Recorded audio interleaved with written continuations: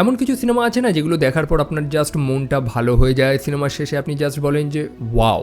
সেরকমই একটা সিনেমা হচ্ছে প্রজেক্ট হেল মেরি। কারণ গল্পের শেষে সিনেমাটা যে ফিল গুড টাইপ ভাইবটা দেয় আপনাকে, সেটা বলার নয়। অভিনয় রয়েছে বিশ্বের একমাত্র সিগমা এবং লোনলি পুরুষ রায়ান গোসলিং, আর কিছুই না। চলো শুরু করা যাক। হে গাইজ, আমি Arnab, welcome to my channel. আর এই ভিডিওতে আমি প্রজেক্ট হেল মেরি সিনেমাটাকে সম্পূর্ণ এক্সপ্লেন করব। সো গল্পের শুরুতে আমরা একজন মানুষকে দেখতে পাই, রাইল্যান্ড গ্রেস বা ডক্টর রাইল্যান্ড গ্রেস, যে সদ্য একটা ক্রায়োজেনিক স্লিপ থেকে উঠেছে এবং তার কিছুই মনে নেই যে সে এখন কোথায়, এই স্থানে কিভাবে আসলো, নিজের নাম ইভেন মনে নেই তার। যদিও চারপাশটা দেখে বোঝাই যাচ্ছে, ইভেন রাইল্যান্ড নিজেও পরে রিয়েলাইজ করে যে সে একটা স্পেস ক্রাফটের মধ্যে রয়েছে। মানে এই যে সে এতক্ষণ ধরে চেঁচিয়ে সাহায্য চাইছিল, তার মাথায় অনেক প্রশ্নই উদয় হচ্ছিল, তার মধ্যে আরও কিছু প্রশ্ন অ্যাড হয়ে যায় যে সে এই সুদূর মহাকাশের মাঝখানে কি করছে। সেই সম্পূর্ণ শিপটার মধ্যে সে একাই রয়েছে, বাকি দুজন ক্রিউ মেম্বারও ছিল যারা মারা গিয়েছে। আর এইসব জিনিস দেখার পর স্বাভাবিকভাবে রাইল্যান্ড বা ডক্টর গ্রেস, আমি তাকে ডক্টর গ্রেস বলেই ডাকছি, সে প্যানিক করে বসে। সে বাড়ি যাওয়ার জন্য পাগলা হয়ে যাচ্ছে। তো সেটারই সে কোর্স সেট করে, অর্থাৎ সে এখন বাড়ি যাবে। তবে ফিউল নেই বেশি, পৃথিবী পর্যন্ত পৌঁছাতে তাদের 113.8 বছর লেগে যাবে। কেন? কারণ সে আমাদের এই সৌরমণ্ডলের মধ্যেই নেই, সে রয়েছে একটা আলাদা সিস্টেমে। বাইরে যে সূর্য বা যে নক্ষত্রটা সে দেখতে পাচ্ছে, এটা অ্যাকচুয়ালি আমাদের সূর্য না। আর তারপরেই ফ্ল্যাশব্যাকের কিছু সিন দেখতে পাই। এই সিনেমাতে এরকমই মাঝে মাঝে ফ্ল্যাশব্যাকের কিছু মুহূর্ত আসতে থাকে, অর্থাৎ ডক্টর গ্রেসের পুরনো কিছু কথাগুলো মাথায় আসতে থাকে। সদ্য ক্রায়োজেনিক স্লিপ থেকে উঠেছে, এতটা সময় ধরে, মানে পৃথিবী থেকে এই যে একটা ভিন্ন সিস্টেমে পৌঁছানোর এই লম্বা জার্নিতে তারা তো আর জেগে থাকে না, তারা কোমা স্টেটে থাকে, যার কারণে তার বহু জিনিস মনে নেই। সো আমরা একটা ফ্ল্যাশব্যাকের সিন দেখতে পাই, আমরা ডক্টর গ্রেসকে দেখতে পাই। সে ছিল একটা বাচ্চাদের স্কুলের টিচার এবং সে তার এই জবটা লিটারালি এনজয় করছে। মানে সে বাচ্চাদের পড়াতে খুব পছন্দ করে। তবে প্রত্যেকের মনে একটাই ভয় এবং মুখে একটাই প্রশ্ন যে আমাদের পৃথিবীর কি হবে, কারণ সূর্যের আলো বা সূর্যের তাপ ধীরে ধীরে কমে আসছে। কি হয়েছে তাহলে অ্যাকচুয়ালি? সূর্য থেকে ভেনাস বা শুক্র গ্রহ পর্যন্ত একটা অদৃশ্য লাইন দেখা গেছে। অদৃশ্য বলতে সেটা এক টাইপের ইনফ্রারেড লাইন, যেটাকে তারা নাম দিয়েছে পেট্রোভা লাইন, কারণ ডক্টর ইরিনা পেট্রোভা এই জিনিসটাকে ডিসকভার করেছিল। তবে সেই লাইনটা কিসের, কেন, এটা কেউ জানে না।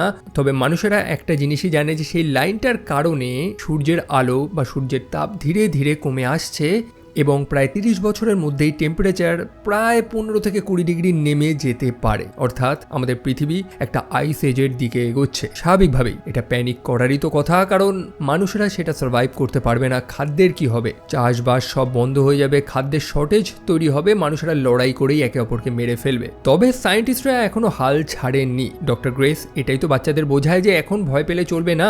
বিশ্বের সব টপ সায়েন্টিস্টরা, সব বুদ্ধিমান মানুষেরা এটারই সলিউশন বার করার জন্য লেগে পড়েছে। আবারও আমরা প্রেজেন্ট টাইমে দেখতে পাই ডক্টর গ্রেস সেই স্পেসক্রাফটের মধ্যে রয়েছে, একদম কনফিউজড। তার সাথে যে বাকি দুই ক্রিউ মেম্বার ছিল, তাদের জিনিসপত্রগুলো ঘেটে ঘুটে এসে দেখছে। সেখান থেকে সে ভডকা খুঁজে পায়, একটু নেশা টেশা করে, কারণ সে জানে না এখানে এসে কি করছে এবং এখানে সে আসলো বা কি করে। তবে সেই যে হিন্দি ওয়ান্টেড সিনেমার ডায়লগটা আছে না, যে তু আয়া নেই তুঝে লায়া গেয়া হ্যায়, ডক্টর গ্রেসের সাথে এরকমই জিনিসটা হয়েছে। সো চলো অতীতে যাওয়া যাক, বছরখানেক আগের ঘটনা। ডক্টর গ্রেস সে বাচ্চাদের স্কুলের একটা টিচার, যেটা তো আমরা দেখেছি, এবং তার সাথে এভা স্ট্র্যাট নামক আরেকজন মহিলা সাক্ষাৎ করতে আসে, যে হচ্ছে ইএস এর একজন অ্যাডমিনিস্ট্রেটর। ইএস অর্থাৎ ইউরোপিয়ান স্পেস এজেন্সি। এবং সে এসেছে ডক্টর গ্রেসের থেকে সাহায্য চাওয়ার জন্য, যেটা শুনতে পেয়ে ডক্টর গ্রেস একটু অবাক হয়ে যায় যে দুনিয়াতে এত বড় বড় সায়েন্টিস্ট থাকতে তারই সাহায্য কেন লাগবে। যদিও ডক্টর গ্রেস কিন্তু যেমন তেমন কোনো মানুষ না, মলিকিউলার বায়োলজিতে তার পিএইচডি করা রয়েছে। তবে একদা জাতিসংঘের এক মিটিং তার সিনিয়রকে দুটো বাজে কথা বলার কারণেই তার কেরিয়ারে সেই পতনটা ঘটেছে এবং বর্তমানে সে একটা সাধারণ বাচ্চাদের স্কুলের টিচার।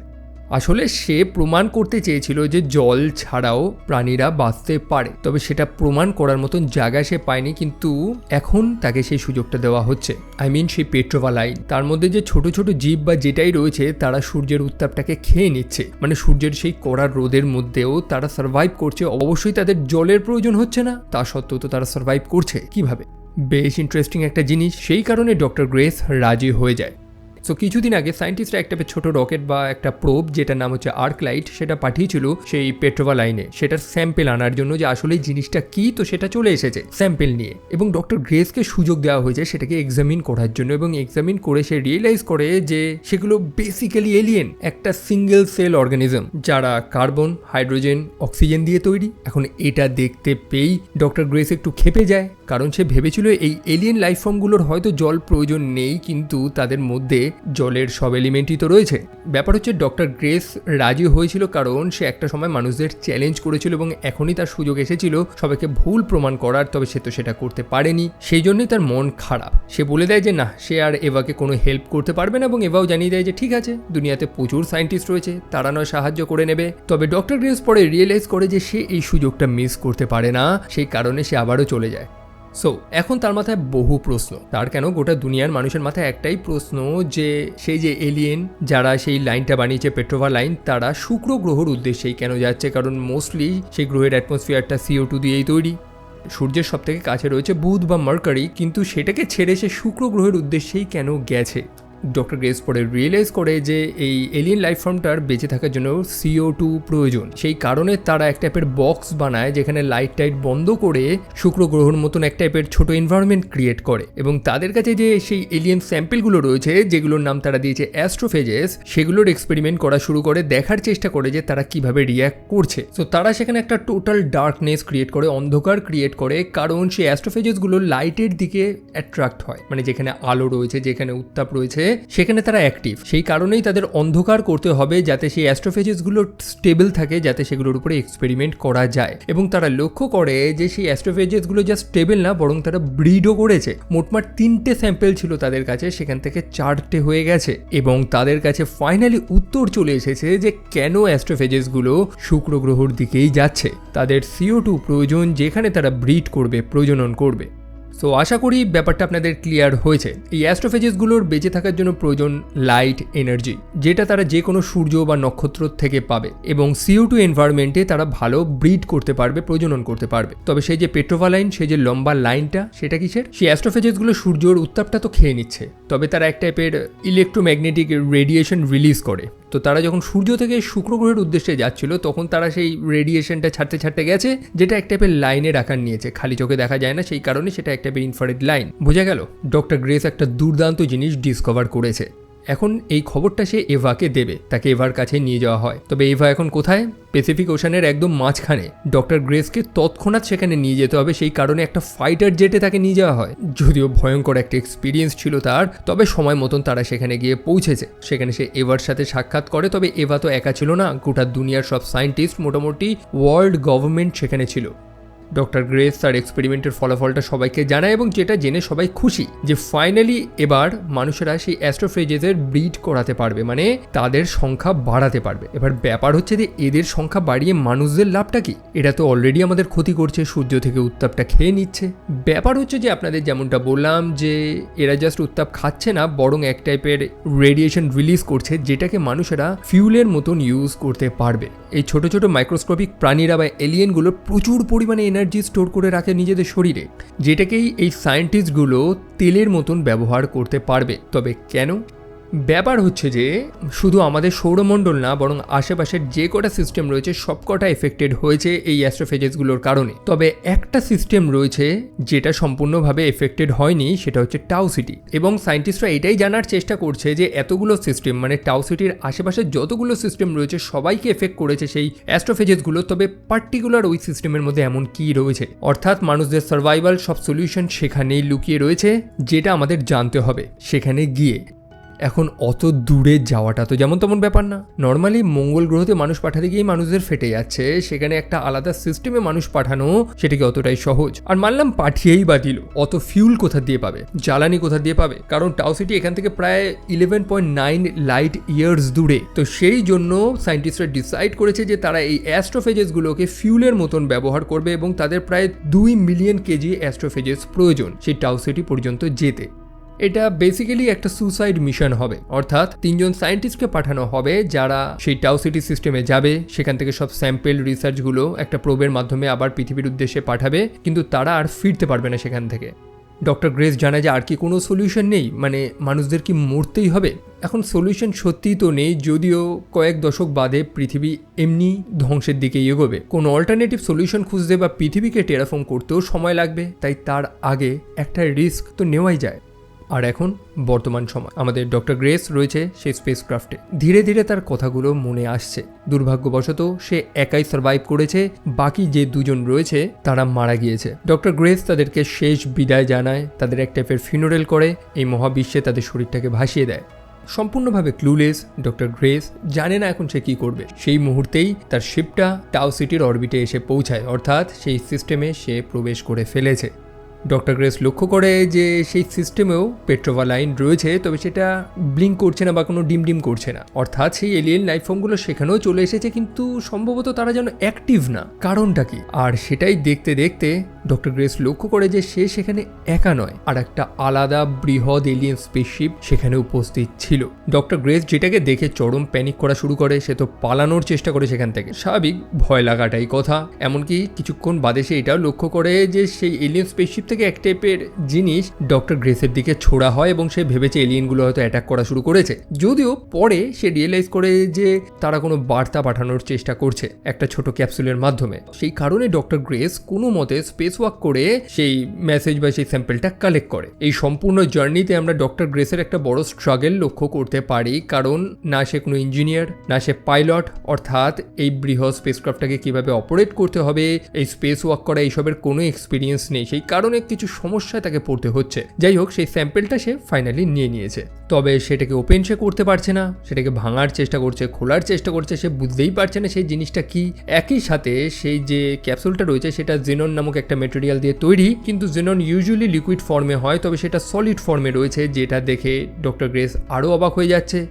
সো পরে অনেকটা সময় কাটানোর পর সেই ক্যাপসুলটাকে ফাইনালি সে ওপেন করতে পারে, এবং সেটার মধ্যে একটা স্টার চার্ট ছিল, অর্থাৎ যে এলিয়েনটা সেটা পাঠিয়েছে সে তার নিজের লোকেশনটা বোঝানোর চেষ্টা করেছে যে সে কোথা থেকে এসেছে। সে এসেছে 40 এরিডানি, একটা ট্রিপল স্টার সিস্টেম থেকে, বহু দূর থেকে এসেছে সে। ডক্টর গ্রেস বুঝতে পারে যে সে, অর্থাৎ সেই এলিয়েনটা তার সাথে কমিউনিকেট করার চেষ্টা করছে, এবং সেও সেম জিনিসটাই করে, সেও তাকে বার্তা পাঠাতে থাকে। অবশেষে সেই এলিয়েন স্পেসশিপ থেকে এক টাইপের ডকিং বে তৈরি হয়, যেটা ডক্টর গ্রেসের সেই স্পেসক্রাফটের সাথে কানেক্ট হয়ে যায়। যে রাস্তাটা ধরেই ডক্টর গ্রেস চলে যায় সেই এলিয়েনটার সাথে সাক্ষাৎ করতে। বড় অদ্ভুত টাইপের দেখতে, যদিও স্পষ্টভাবে সেই এলিয়েনটাকে এখনো দেখা যায়নি, যে ডক্টর গ্রেসকে জানায় যে তার শিপে ফেরত চলে যেতে। ডক্টর গ্রেস চলে যায়। আসলে এই মুহূর্তে তারা জিরো গ্র্যাভিটিতে রয়েছে, শরীর তাদের ভাসছে, যে কারণে তারা ঠিক মতন কাজ, কমিউনিকেশন কোনটাই করতে পারবে না। তো সেটাকে ফিক্স করা প্রয়োজন, আর এটাকে ফিক্স করার একটাই উপায় হচ্ছে আর্টিফিশিয়াল গ্র্যাভিটি, অর্থাৎ তাদের সেই স্পেসশিপ বা স্পেসক্রাফটটাকে রোটেট করতে হবে, ঘোরাতে হবে। সেটাই তারা করে, যার ফলে একটা গ্র্যাভিটি ক্রিয়েট হয়। এখন তারা আরামসে একে অপরের সাথে কথা বলতে পারবে, কমিউনিকেট করতে পারবে। তবে সেটা করা খুবই কঠিন, কারণ অবভিয়াসলি সে একটা এলিয়েন, আপনি নর্মালভাবে তার সাথে কথা বলতে পারবেন না। যদিও সেই যে এলিয়েনটা রয়েছে সেখানে, যাকে অনেকটা পাথরের মতন দেখতে, যার কারণে গ্রেস তাকে নাম দিয়েছে রকি, সে গ্রেসকে তার হেলমেটটা খুলতে বলে, যেটা গ্রেস প্রথমে না করে দেয়। সে গ্রেসকে দুটো রিংও দিয়ে দেয়, যেটা দেখে গ্রেস প্রথমে কিছু বুঝতে পারছিল না। পরে ডক্টর গ্রেস রিয়েলাইজ করে যে দুটো রিং মানে O2, অর্থাৎ অক্সিজেন। ডক্টর গ্রেস যে স্থানে রয়েছে সেখানে অক্সিজেন রয়েছে, তার আর মাস্ক প্রয়োজন নেই বা সেই স্যুট প্রয়োজন নেই, এমনটাই সেই রকি তাকে বোঝানোর চেষ্টা করছে। ডক্টর গ্রেস প্রথমে বিশ্বাস করছিল না, তবে অবশেষে নিজের মনের কথাটাই সে শোনে এবং হেলমেটটা খোলে, এবং সে আরামসে শ্বাস প্রশ্বাস নিতে পারছে। ধীরে ধীরে সে বুঝতে পারছে যে রকি এতক্ষণ ধরে কি তাকে বোঝানোর চেষ্টা করছিল। রকি বহু স্যাম্পল তাকে পাঠিয়েছে, যেগুলোর মানে সে বুঝতে পারছিল না। প্রথমে সে ভাবছিল যে সেই এলিয়েনটা হয়তো তাকে গিফট পাঠানোর চেষ্টা করছে, তবে পরে সে রিয়েলাইজ করে যে সেই এলিয়েনটা বোঝানোর চেষ্টা করছে যে তার গ্রহতেও পেট্রোভা লাইন রয়েছে, অর্থাৎ তার যে নিজস্ব সিস্টেমটা রয়েছে যেখান থেকে সে এসেছে 40 এরিডানি, সেই সিস্টেমটাও সেই অ্যাস্ট্রোফেজেসের কারণে আক্রান্ত হয়েছে। তাদের দুজনেরই একই সমস্যা, এবং তারা দুজনেই বহু দূর থেকে এখানে এসেছে সলিউশন খোঁজার জন্য। তবে একসাথে সলিউশন খোঁজার জন্য কমিউনিকেশন প্রয়োজন, কথা বলা প্রয়োজন। সেই কারণে ডক্টর গ্রেস সেই এলিয়েনটা বা রকির বডি ল্যাঙ্গুয়েজগুলোকে পড়ার চেষ্টা করে। প্রত্যেকটা বডি ল্যাঙ্গুয়েজের কি মানে সেগুলোকে সে কম্পিউটারে নোট করছে, এবং অবভিয়াসলি এটা সময় সাপেক্ষ, তবে একটা সময় গিয়ে সে রিয়েলাইজ করতে পারে যে রকি কি বলার চেষ্টা করছে।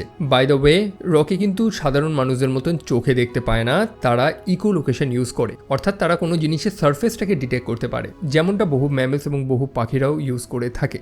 তো রকি বা সেই এলিয়েনগুলোর সাথে মানুষের বহু মিল রয়েছে। তারাও এক টাইপের ঘড়ি ইউজ করে, সময়ের গুরুত্ব তাদের কাছেও বেশি, সময় কাটতে থাকে, তাদের কমিউনিকেশন আরও স্ট্রং হতে থাকে। রকি একজন ইঞ্জিনিয়ার এবং সে যে কোনো মুহূর্তে যে কোনো জিনিস বানিয়ে নিতে পারে। যে ম্যাটেরিয়াল দিয়ে তারা যে জিনিসগুলো বানাচ্ছে সেগুলোকে ডক্টর গ্রেস জেনোনাইট নাম দিয়েছে। রকির যে সম্পূর্ণ শিপটা রয়েছে সেটাও জেনোনাইট দিয়েই তৈরি। তাদের মধ্যে কিছু ভালো আলোচনা হয়, কিছু দুঃখের আলোচনা হয়। লাইক রকি সেই শিপে বর্তমানে একা, তবে সে প্রথমে একা ছিল না, বহু পার্টনার ছিল, বহু ক্রিউ মেম্বার ছিল তার, যারা প্রত্যেকে মারা গেছে, ঠিক যেমনটা গ্রেসের সাথেও হয়েছে। গ্রেস জানে না যে বাকি 2 ক্রিউ মেম্বার কিভাবে মারা গিয়েছে, তবে যেমনটা আমরা দেখে বুঝতে পেরেছি যে সম্ভবত তাদের এমার্জেন্সি মেডিকেল সিস্টেমটা ফেইল্ড হয়েছিল, যার কারণে তারা মারা গিয়েছিল সেই কোমাতেই। তবে গ্রেস কোনো মতে বেঁচে গিয়েছিল। সো অনেক কমিউনিকেশনের পর ফাইনালি রকির জন্য একটা ভয়েস তাকে খুঁজতে হবে, অর্থাৎ রকির যে বডি ল্যাঙ্গুয়েজগুলো রয়েছে সেটা একটা নর্মাল হিউম্যান ভয়েসে কনভার্ট হবে। গল্পে বেশ কিছু ফানি মোমেন্টও রয়েছে, এই যেমন তাদের দুজনের মতের অমিল। গ্রেসের কাজ করা স্টাইলটা রকির অনেক পুরনো, অনেক বেকার মনে হয়। আবার রকির জন্য গ্রেস যে ভয়েসটা বেছে নিয়েছে, যে হিউম্যান ভয়েসটা, সেটা রকির আবার পছন্দ হচ্ছে না। যাই হোক, গ্রেস খুবই টায়ার্ড, সে এখন ঘুমাতে যাবে, তবে রকি খুবই কনসার্ন তাকে ঘুমাতে দেবে না, কারণ রকি তার শিপে তার বন্ধুদের, তার ক্রিউদের ঘুমাতে দেখেছে, কিন্তু তারা আর ওঠেনি ঘুম থেকে। সেই কারণে রকি চায় যে গ্রেস তার সামনেই ঘুমাক, রকি পাহারা দেবে। সে গ্রেসকে নিয়ে একটু চিন্তিত। রকি এটাও জানিয়েছিল যে বহু সময় ধরে সে একা রয়েছে এবং ফাইনালি সে গ্রেসকে পেয়ে বা আর একটা প্রাণীকে পেয়ে সে খুবই হ্যাপি। সো রকির বহুবার রিকোয়েস্টে গ্রেস রাজি হয়ে যায় এবং সেখানেই গ্রেস ঘুমিয়ে পড়ে।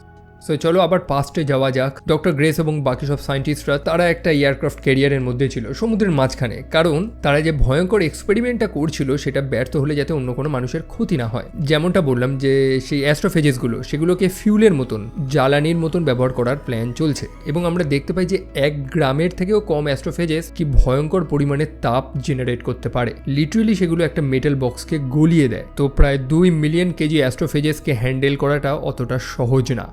তবে বর্তমানে আমাদের রকি ডক্টর গ্রেসের প্রাইভেসি উল্লঙ্ঘন করে তার শিপের মধ্যে চলে এসেছে। মানে সে ডক্টর গ্রেসকে তার নিজের পার্টনার তো প্রায় বানিয়েই ফেলেছে। এখানে সে তার সব সেট আপগুলো বানাবে এবং গ্রেসের সাথে একসাথেই সে মিশনটা করবে, এই প্ল্যান নিয়ে সে এখানে চলে এসেছে।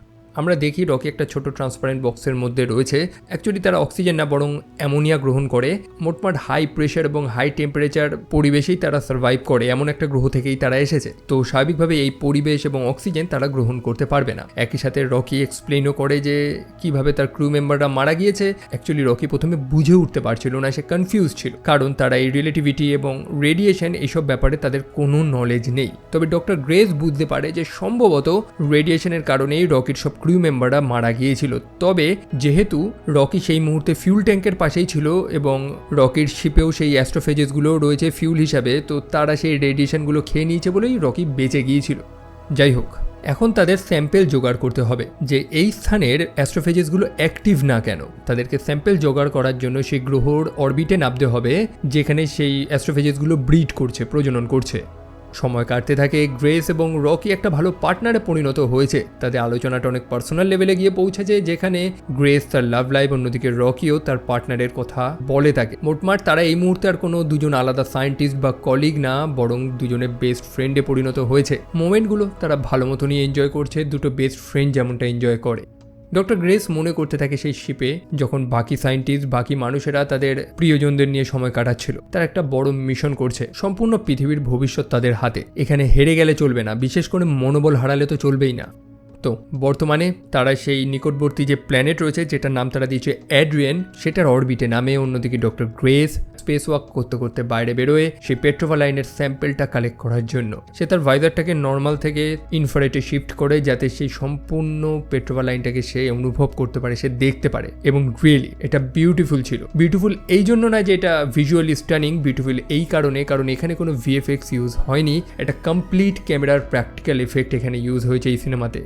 তো অবশেষে স্যাম্পেল কালেক্ট করার পর ডক্টর গ্রেস সেটাকে এক্সামিন করে। যদিও এখন ডক্টর গ্রেস না, রকিও তো রয়েছে তার সাথে, তারা সেটাকে এক্সামিন করে এবং দেখতে পারে যে সেই অ্যাস্ট্রোফেজেসগুলোর মধ্যেও অন্যান্য কিছু সূক্ষ্ম লাইফ ফর্ম রয়েছে। অর্থাৎ সেই যে পেট্রোভালাইন, যেটা সেই অ্যাস্ট্রোফেজেসগুলোর কারণেই হয়েছে, তবে সেই টাউ সিটিতে যে পেট্রোভালাইনটা রয়েছে সেটার মধ্যে অ্যাস্ট্রোফেজেস বাদেও অন্যান্য কিছু ক্ষুদ্র লাইফ ফর্ম রয়েছে, যেটা সেই এড্রিয়ান নামক প্ল্যানেটটা থেকে এসেছে। তারা ফাইনালি রিয়েলাইজ করে যে সেই এড্রিয়ান নামক গ্রহটাতেও এরকম ক্ষুদ্র কিছু মাইক্রোস্কোপিক জীবন রয়েছে। তবে সেটা শুনতে পেয়েই রকি প্যানিক করে বসে এবং লাফাতে শুরু করে। ডক্টর গ্রেস প্রথমে বুঝতে পারে না, তবে রকি তাকে বোঝায় যে সেই এড্রিয়ান নামক গ্রহটাতে যে লাইফ ফর্মগুলো রয়েছে সেগুলোর কারণেই অ্যাস্ট্রোফেজগুলো সেখানে ব্রিড করতে পারছে না, যার কারণেই এই টাউ সিটি সিস্টেমটা এখনো ঠিকঠাক আছে। মানে বুঝলেন তো, সেই গ্রহটাতে যে ক্ষুদ্র প্রাণীগুলো রয়েছে বা ক্ষুদ্র এলিয়েন যেগুলোই রয়েছে তারা সেই অ্যাস্ট্রোফেজেসগুলোকে শিকার করছে বা সেগুলোকে ধ্বংস করে নিচ্ছে বা খেয়ে নিচ্ছে, যার কারণেই সেই অ্যাস্ট্রোফেজেসগুলোর সংখ্যা বাড়ছে না বা তারা ব্রিড করতে পারছে না, আর যার কারণেই সেই টাউ সিটি সিস্টেমটা এখনও ঠিক রয়েছে। এবার ব্যাপার হচ্ছে যে তাদের এই নতুন এলিয়েন লাইফ ফর্মের কিছু স্যাম্পেল আরও লাগবে এবং সেটা নিতে হলে তাদের সেই গ্রহের বা সেই এড্রিয়ানের অ্যাটমসফিয়ারে যেতে হবে। তবে সেটা খুবই কঠিন। এই শিপ নিয়ে যদি তারা এড্রিয়ানের অ্যাটমসফিয়ারে যায় তাহলে কি সেই গ্রহের গ্র্যাভিটি তাদেরকে টান মারবে, তাদের সম্পূর্ণ শিপটা জ্বলে ধ্বংস হয়ে যাওয়ার চান্স রয়েছে। তাই সেই কারণে তাদের নির্দিষ্ট একটা অ্যালটিটিউড এবং ভেলোসিটি মেনটেন করে চলতে হবে, যেখানে গ্রেসের শরীরটা চেইনের মাধ্যমে বাঁধা থাকবে এবং সে স্পেস ওয়াক করতে করতে নিচে যাবে এবং স্যাম্পেল নিয়ে আবার পুনরায় শিপে ফিরে আসবে। মিশনটা খুবই রিস্কি এবং খুবই ট্রিকি হতে চলেছে, কারণ গ্রেসের তেমন পাইলট এক্সপিরিয়েন্সও নেই। মানে স্যাম্পেল কালেক্ট করেই কিন্তু তাদের সেই শিপটা নিয়ে আবার উপরে উঠে যেতে হবে, নইলে সেই গ্রহের স্ট্রং গ্র্যাভিটিকে উপেক্ষা করে সেখান থেকে বেরোনোটা খুবই কঠিন। তবে এত রিস্ক নেওয়ার পরে তারপরে ডক্টর গ্রেস কি করবে? এটা তো জাস্ট ওয়ান ওয়ে মিশন ছিল, সে কোনোদিনই ফিরতে পারবে না, যেটা জানতে পেরে রকি একটু আপসেট হয়ে যায়। রকি তাকে জিজ্ঞেস করে যে ডক্টর গ্রেসকে যদি বাড়ি ফিরতে হয় তো তার কতটা ফিউল প্রয়োজন। ডক্টর গ্রেস জানায় যে প্রায় 2 মিলিয়ন কেজি অ্যাস্ট্রোফেজেস প্রয়োজন, যেটা রকি তাকে দিতে পারবে। রকির কাছে যথেষ্ট ফিউল রয়েছে, তবে সেটা করলে রকির হয়তো বাড়ি ফিরতে একটু লেট হয়ে যেতে পারে, 6 বছর আরও লেট হয়ে যাবে, যেটা রকি ম্যানেজ করে নেবে। রকি জানায় যে সে তার বন্ধুদের মরতে দেখেছে, সবাইকে হারিয়েছে সে, কিন্তু ডক্টর গ্রেসকে সে আর হারাতে চায় না। রকি একা বাড়ি ফিরবে না, ডক্টর গ্রেসও বাড়ি ফিরবে। যেটা শুনতে পেয়ে ডক্টর গ্রেস ইমোশনালি ভেঙে পড়ে এবং সে রকিকে জড়িয়ে ধরে। গল্পের বহু সময় ডক্টর গ্রেস এরকম জোকস করতে থাকে, বহু এরকম অ্যাক্ট করতে থাকে যেগুলো রকি বুঝতে পারে না। স্বাভাবিকভাবেই একটা এলিয়েন মানুষদের আবেগ প্রকাশ করার কায়দাগুলোই বা কীভাবে বুঝবে। তবে ডক্টর গ্রেস জাস্ট এই কারণেই ইমোশনাল হয়ে গেছিল, কারণ যেখানে মানুষেরা মরার জন্য রাজি হয়ে গেছিল সেখানে জাস্ট একটা এলিয়েন যার সাথে রিসেন্টলি তার সাক্ষাৎ হয়েছে, সে নিজের জার্নির বলিদান দিয়ে তাকে বাড়ি পাঠানোর চেষ্টা করছে।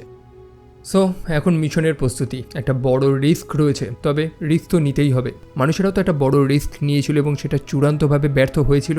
যেটার ভয় পেয়েছিল তারা সেটাই তো হয়েছে। সেই অ্যাস্ট্রোফেজেসগুলোকে ঠিক মতন কন্টেন না করতে পারাতে একটা বড় বিস্ফোরণ হয় এবং যে সায়েন্টিস্টগুলোর যাওয়ার কথা ছিল মহাকাশে তারা মারা যায়। সো বর্তমানে তারা এগোচ্ছে সেই গ্রহের অ্যাটমসফিয়ারের দিকে স্যাম্পেল কালেক্ট করার জন্য। ডক্টর গ্রেস বাইরে বেরোয় সেই স্যাম্পেলটাকে কালেক্ট করার জন্য, তবে ব্যাপারটা অতটা ইজি না এবং সে অতটা এক্সপিরিয়েন্সড নয়। অন্যদিকে রকি খুবই চিন্তিত ডক্টর গ্রেসকে নিয়ে, যে সে কত ধরনের রিস্ক নিচ্ছিল। রিস্ক বলতে সেই স্যাম্পেল কালেক্টরটা সে হারিয়ে ফেলে, যদিও সেটাকে সে পরে কালেক্ট করে এবং সময় মতন সে শিপের মধ্যে ফিরে তো আসে, তবে একটা দুর্ঘটনা ঘটে। সেই শিপের যে ফিউল ট্যাঙ্কটা ছিল সেখানে এক টাইপের ফাটল দেখা যায়, যার কারণে সেটা পুশ করে সেই শিপটাকে পাল্টা সেই গ্রহের দিকেই ঠেলে দিতে থাকে। তারা ফিউল ট্যাঙ্কটাকে কোনো মতে ইজেক্ট তো করে, তবে সেটার যা টান ছিল যার কারণে ডক্টর গ্রেস সময় মতন সেই শিপের এমার্জেন্সি গ্র্যাভিটি সিস্টেমটাকে অ্যাক্টিভ করতে পারে না। মানে শিপটা একদম আনস্টেবল হয়ে গেছে এবং ডক্টর গ্রেস নিজের জ্ঞান হারায়। রকি সেই জিনিসটা দেখতে পারে এবং তার কাছে আর একটাই অপশান ছিল, নিজেকে সম্পূর্ণভাবে সেই পরিবেশে এক্সপোজ করে নেওয়া যাতে সে গ্রেসকে বাঁচাতে পারে, এবং সে সেটাই করে। যেমনটা বললাম, সেই পরিবেশ, অক্সিজেন যেটা রকির জন্য সুইটেবল না, তা সত্ত্বেও নিজের পরোয়া না করে সে সেই শিপটাকে স্টেবল করে এবং গ্রেসকে নিয়ে চলে যায় এমার্জেন্সি মেডিকেল বের দিকে। পরে ডক্টর গ্রেসের যখন হুঁশ আসে, সে লক্ষ্য করতে পারে যে চারিদিকে ছাইয়ের মতন পড়ে রয়েছে। সে বুঝতে পারে যে রকির কারণেই সে বেঁচে আছে। সে দেখতে পায় রকিকে তার সেই নিজেরই জায়গাতে, তবে সে আনকনসিয়াস হয়ে রয়েছে, তার সারা শরীর যেন পুড়ে গিয়েছে। গ্রেস খুবই আপসেট যে রকি নিজের জীবনের বলিদান দিয়েছে তাকে বাঁচানোর জন্য। একই সাথে রকি একটা বার্তাও ছেড়ে দিয়ে গেছিল, যেখানে লেখা ছিল সেভ আর্থ সেভ এরিড, অর্থাৎ পৃথিবীকেও বাঁচিও এবং রকির যে নিজস্ব গ্রহ সেটাকেও বাঁচিও। ডক্টর গ্রেস তার এক্সপেরিমেন্ট তারপর শুরু করে এবং সবকটা ফলাফল প্রত্যেকটা জিনিস সে রকিকে বলছে। যদিও রকি আনকনসিয়াস, তা সত্ত্বেও সে রকির পাশ ছাড়েনি। তারা স্যাম্পেল তো জোগাড় করে নিয়েছে সেই ভিন্ন একটা লাইফ ফর্ম যারা সেই অ্যাস্ট্রোফেজেসগুলোকে ধ্বংস করে দিচ্ছে। ডক্টর গ্রেস সেগুলোর নাম দিয়েছে টাউমিবা, অর্থাৎ টাউসিটি এবং অ্যামিবা।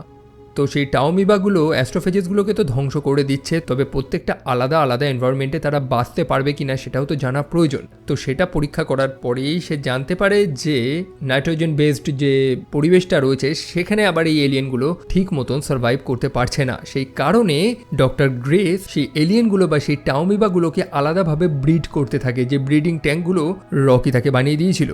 সেই এলিয়েনগুলোকে তারা নাইট্রোজেন রেজিস্ট্যান্ট বানানোর চেষ্টা করছে, যাতে নাইট্রোজেনেও তারা সার্ভাইভ করতে পারে, এবং সে সফল হয়। সে নাইট্রোজেন রেজিস্ট্যান্ট কিছু টাউমিবা বানিয়ে ফেলেছে, যারা ইজিলি সেই ভেনাস গ্রহের অ্যাটমসফিয়ারে সার্ভাইভ করতে পারবে, অর্থাৎ পৃথিবীকে তারা এবার বাঁচাতে পারবে। বেশ কিছুটা সময় কাটানোর পর রকির হুঁশ চলে এসেছে। রকি প্রথমেই একটাই প্রশ্ন করে যে সে কি সফল হয়েছে। গ্রেস তাকে সুখবরটা জানায়। রকির বানানো সেই ব্রিডিং ট্যাঙ্কগুলোতেই সে স্যাম্পেলগুলো রেখেছে। ফাইনালি তাদের কাছে তাদের গ্রহটাকে বাঁচানোর সলিউশন চলে এসেছে। আর এখন পার্টি করার সময়। তারা দুজনেই গল্প করতে থাকে। সেই শিপের মধ্যে একটা ছোট সিমুলেশন রুম রয়েছে, যেখানে মানুষেরা একটা ছোট্ট পৃথিবীর অনুভূতি নিতে পারে। সেখানে সে রকির সাথে বসে গল্প করতে থাকে। আর এখন বাড়ি যাওয়ার পালা। তবে যাওয়ার আগে গ্রেস একবার রকির শিপটা দেখতে চায়। রকি তার ইচ্ছা পূরণ করে এবং সে রকির শিপটা ভালো মতন খতিয়ে দেখে। আর সত্যি তো এটা একটা টাইপের স্বপ্নের মতনই তো ছিল। সে কোনোদিন কল্পনা করেছিল যে একটা এলিয়েন স্পেসশিপে একটা এলিয়েনের সাথে সে ঘুরে ঘুরে দেখবে, এবং এই স্বপ্নটা কোনোদিনই পূরণ হতো না যদি না জোর করে ডক্টর গ্রেসকে এই মহাকাশে পাঠানো হতো। তবে জোর করে বলতে যেমনটা দেখেছিলাম যে মিশন ব্যর্থ হয়েছে, বহু সায়েন্টিস্ট মারা গেছে এবং তাদের কাছে এই মুহূর্তে একজনই কোয়ালিফাইড রয়েছে, সেটা হচ্ছে ডক্টর গ্রেস। মানে দুজন তো অলরেডি ছিল, তবে একজন কোয়ালিফাইড প্রয়োজন ছিল, সেটা হচ্ছে ডক্টর গ্রেস। তবে গ্রেস না বলে দেয়। স্বাভাবিকভাবেই তার মনে ভয় রয়েছে, এটা একটা সুসাইড মিশন, কেই বা রাজি হবে। তবে এভা সে আর কোনো ডিলে করতে চায় না, সে আর লেট করতে চায় না। সে ডক্টর গ্রেসের কাছে ক্ষমা চায়। সে জানে যে ডক্টর গ্রেস হয়তো আর কোনোদিন তাকে ক্ষমা করবে না, তবে তাদের কাছে আর কোনো রাস্তা নেই পৃথিবীকে বাঁচানোর। একটাই অপশন আছে এবং তাদেরকে নিতে হবে। আর কি, তারা ডক্টর গ্রেসকে সিডেট করে, তাকে অজ্ঞান করে প্রায় একটা কোমা স্টেটে পাঠিয়ে দেয়, এবং তার পরের গল্প আমরা জানি। সো বর্তমানে এখন রকিকে বিদায় জানানোর পালা। তারা ফিরছে নিজ নিজের বাসস্থানে। বিদায়টা ইমোশনাল, বিশেষ করে ডক্টর গ্রেসের কাছে। সে কোনোদিনই ভাবতে পারেনি যে রকিকে ছেড়ে সে এতটা দুঃখ পাবে, তবে তাকেও তো ফিরতে হবে। তবে ঘটে যায় একটা দুর্ঘটনা। বাড়ি ফেরার দরুন ডক্টর গ্রেসের সেই শিপের মধ্যে এক টাইপের ইমার্জেন্সি অ্যালার্ট শুরু হয়। সেই এলিয়েন স্যাম্পেলগুলো লিক হয়ে গেছে, যেগুলো নিয়ে ডক্টর গ্রেস বাড়ি ফিরছিল। পরে সে রিয়েলাইজ করতে পারে যে রকি যে কন্টেনারগুলো বানিয়ে দিয়েছিল, যেগুলোর মধ্যে সেই স্যাম্পেলগুলো ছিল, সেই কন্টেনারগুলো জেনোনাইট দিয়ে তৈরি, এবং সেই সূক্ষ্ম মাইক্রোস্কোপিক লাইফ ফর্মগুলো ইজিলি জেনোনাইটের এপার ওপার হতে পারে। অন্যদিকে রকির সম্পূর্ণ শিপটাই তো সেই জেনোনাইট দিয়েই তৈরি। সেই এলিয়েনগুলো ইজিলি শিপের এপার ওপার হয়ে যাবে। তারা অ্যাস্ট্রোফেজেসগুলোর উপরে আক্রমণ করা শুরু করবে এবং তার ফিউল ট্যাঙ্কটা ধ্বংস হয়ে যাবে। বেচারা রকি কিছু বুঝতেও পারবে না এবং সে মারা যাবে। ডক্টর গ্রেসের কাছে এখন একটাই চয়েস, যে সে বাড়ি ফিরবে নাকি রকিকে বাঁচাবে। সে যদি রকিকে বাঁচাতে যায় তাহলে সে আর বাড়ি ফিরতে পারবে না, এবং সে সেইটাই চুজ করে। সে সেই প্রোবগুলোর মাধ্যমে পৃথিবীর উদ্দেশ্যে সেই টাউমিবাগুলো পাঠিয়ে দেয়। অন্যদিকে নিজে চলে যায় রকির সেই শিপের উদ্দেশ্যে রকিকে বাঁচানোর জন্য। অন্যদিকে রকি সে খুবই শকড যে গ্রেস ফিরে এসেছে। রকিকে দেখে গ্রেস খুবই হ্যাপি, কারণ সে বুঝতে পারে যে সেই দুর্ঘটনা এখনো ঘটেনি। সে ফাইনালি রকিকে বাঁচিয়ে দেয়।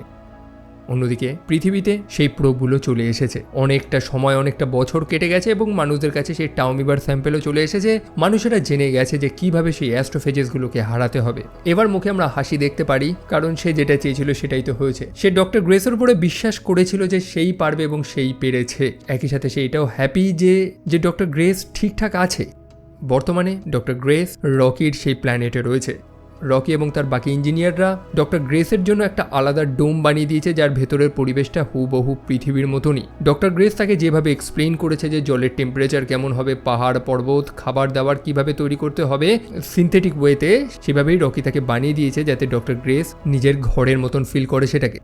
রকি ডক্টর গ্রেসকে জানায় যে তার লোকেরা ডক্টর গ্রেসের শিপটাকে অলমোস্ট রেডি করে দিয়েছে। হয়তো অল্প কিছু সময়ের মধ্যেই ডক্টর গ্রেস তার শিপটাকে নিয়ে পুনরায় পৃথিবীর উদ্দেশ্যে বেরিয়ে যেতে পারবে। তবে ডক্টর গ্রেস একটু সময় চেয়ে নেয়, অর্থাৎ সে বাড়ি ফেরার জন্য আর এবার প্রস্তুত নয়, বরং কিছুটা সময় এখানেই কাটাতে চায়। আদৌ সে ফিরবে কিনা সেটাও শিওর না। হয়তো সে ফিরতে চায় না। যে বন্ধুত্ব, যে সম্পর্কটা সে পৃথিবীতে ফিল করতে পারেনি, সেটা সে এখানে পেয়েছে। একই সাথে ডক্টর গ্রেস যে জিনিসটা সব থেকে বেশি পছন্দ করতো, এটাও সে এখানে পেয়ে গেছে, অর্থাৎ বাচ্চাদের পড়ানো।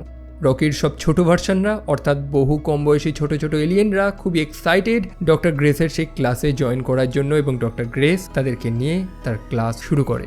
এবং প্রজেক্ট হেইল মেরি সিনেমাটা এখানেই শেষ হয়। তো এই ছিল স্টোরি। আই বিলিভ আপনারা অনেকেই দেখেছেন সিনেমাটা, এবং যারা দেখেনি তাদের জন্য তো আমার ভিডিওটা ছিল। তো কেমন লেগেছে আমার ভিডিওটা সেটা জানাতে একদমই ভুলবেন না। আশা করি সব ডাউটসগুলো ক্লিয়ার হয়ে গেছে আপনাদের। অ্যান্ড ইয়েস, ভালো লাগলে এই ভিডিওগুলো আপনি শেয়ার করতে পারেন। একই সাথে আমাকে সোশ্যাল মিডিয়াতেও ফলো করতে পারেন, যেগুলোর লিঙ্ক ডিসক্রিপশনে রয়েছে। তো দেখা হচ্ছে সেখানে। টিল দেন ভালো থাকবেন, সাবধানে থাকবেন। Take care and by.